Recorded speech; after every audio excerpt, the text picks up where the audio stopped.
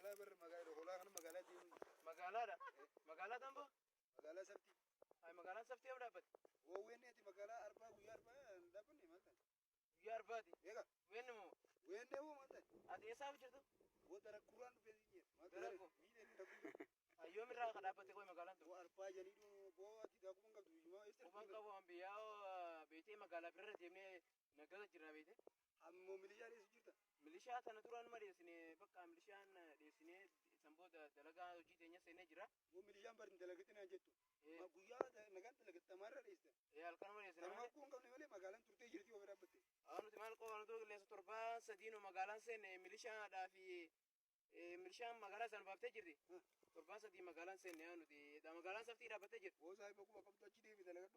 Duuba teessee qamaan oolini. Hoolaan bitaniitu. Hoolaa miti waan biti keessa gaala bitu waan keessa. Bakka kami bootaan itti bitan tun.